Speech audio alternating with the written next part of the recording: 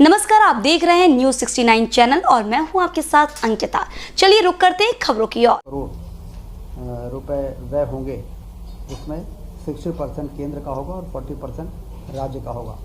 और आंगनबाड़ी केंद्रों के निर्माण में जो लगभग 12 लाख में बनेगा, वो पूरी की पूरी फंडिंग केंद्र सरकार के द्वारा की जाएगी।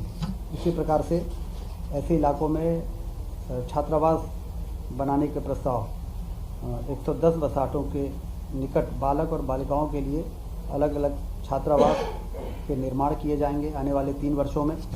इस कार्य में कुल 384.6 करोड़ रुपए व्यय होगा, जिसमें से 60% भागीदारी भारत सरकार की होगी और 40% राज्य सरकार की होगी। राज्य शासन ने आज कैबिनेट में अपनी भागीदारी को सुनिश्चित करने के लिए अलग से बजट लाइन खोले जाने हेतु और इस पूरे राशि को मंजूर करने के लिए मंजूरी दी है। इसी प्रकार से मल्टीपर्पज़ सेंटर बनेंगे। बहुउद्देशीय केंद्र विशेष पिछड़ी जनजाति क्षेत्रों में 11 गतिविधियों के लिए बहुउद्देशीय केंद्रों का निर्माण होना है। इन केंद्रों की कुल लागत 75 करोड़ रुपए प्रति केंद्र है। इससे हम अंदाज़ लगा सकते हैं कि कितना बड़ा इंफ्रास्ट्रक्चर उन क्षेत्रों में बनाए जाने की योजना है।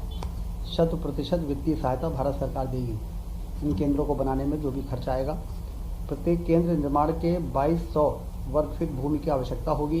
इसमें से 1605 वर्ग फीट भूमि पर भवन का निर्माण होगा और भूमि आवंटन का कार्य जिला कलेक्टर करेंगे। मध्य प्रदेश में 284 केंद्रों के निर्माण का प्रस्ताव भारत सरकार को भेजा गया है। इसमें से 125 केंद्रों की स्वीकृति भारत सरकार द्वारा मिल गई है और इस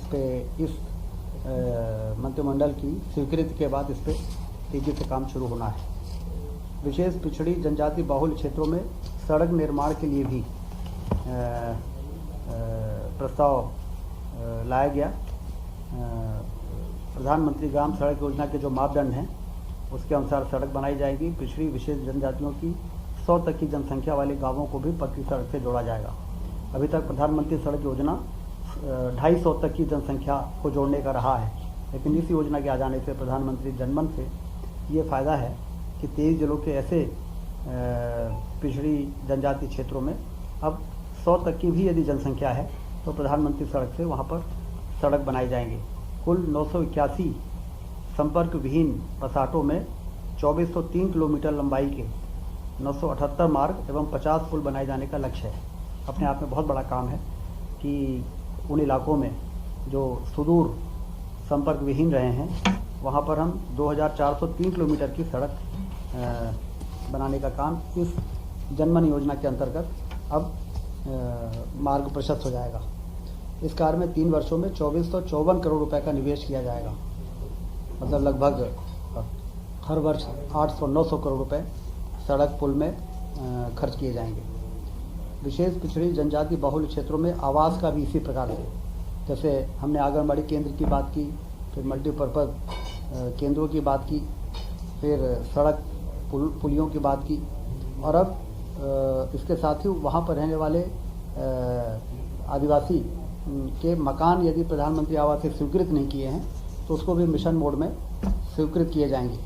प्रति हितग्राही आवास निर्माण के लिए 2 लाख रुपए दिए जाएंगे। इसके अलावा मनरेगा से अकुशल श्रमिकों की 90-95 दिवस के बराबर 27,000 रुपये की राशि तथा स्वच्छ भारत मिशन से शौचालय निर्माण के लिए 12,000 रुपये की राशि दी जाएगी। मध्य प्रदेश में 1 लाख से अधिक लक्षित हितग्राही परिवार इससे लाभान्वित होने वाले हैं। सड़क एवं आवास मिलाकर 4,604 करोड़ रुपए का बजट प्रावधान किया जा रहा है।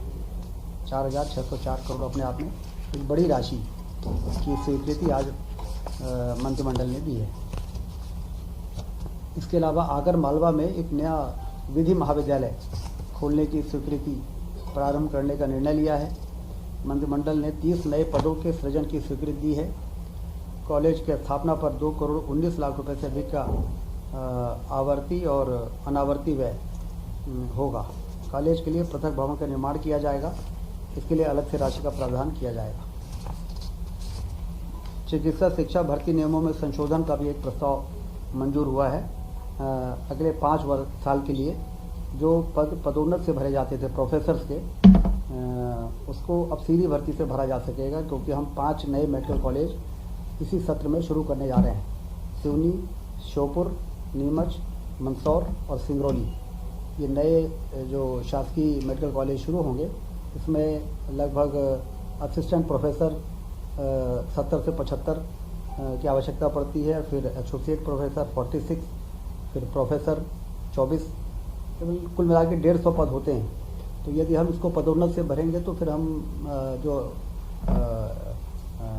एनएमसी की जो मान्यता है कि तत्काल इन पदों को भरना चाहिए, तो ये आवश्यक संशोधन इसलिए लाया गया कि हमारे मेडिकल कॉलेजेस शुरू हो जाएं 5 वर्षों के लिए, और हम सीधी भर्ती से उन पदों को भी भर लेंगे जिन पदों को पदोन्नत के पदों से के माध्यम से भरा जाता था। तो ये स्वीकृति संशोधन नियमों में आज मंत्रिमंडल ने की है। विद्युत वितरण लाइसेंस में संशोधन किया है। हम सब को मालूम है कि मुहासा बाबई एक बड़ा इंडस्ट्रियल एरिया हम लोगों ने डेवलप किया था पिछली सरकार में। अब उसमें डिस्ट्रीब्यूशन लाइसेंस MPIDC को, औद्योगिक विकास निगम को जो दिया गया था, वो 1678 एकड़ में डिस्ट्रीब्यूशन लाइसेंस दिया गया था, और इस पार्क में विद्युत, पवन ऊर्जा, सौर ऊर्जा के उपकरण बनाए जाएंगे। उसका मतलब बिजली ऊर्जा और नवकरणीय ऊर्जा के उपकरणों के निर्माण का काम उस इंडस्ट्रियल एरिया में होना है। तो अभी जो भारत सरकार से स्वीकृति मिली है वो 371 करोड़ रुपए का अनुदान भारत सरकार ने दिया है ऊर्जा उपकरण निर्माण क्षेत्र की स्थापना के लिए। जो भी इंफ्रास्ट्रक्चर वहाँ पे बनना है, जिसमें बहुत से काम होने हैं, जिससे कि वहाँ पर इस प्रकार की जब इंडस्ट्रीज आए तो उसके टेस्टिंग से लेके हर तरह के लैब वहाँ पर उपलब्ध हों। तो वो जो डिस्ट्रीब्यूशन लाइसेंस था, वो जो बहुत बड़े एरिया में था, उसको अभी संशोधन करते हुए सीमित किया गया है, और 227 और 237 एकड़ के लिए वो संशोधन एक लाया गया है। बाद में नियामक में जाके उसको फिर वेटिंग कराई जाएगी, अप्रूवल कराया जाएगा।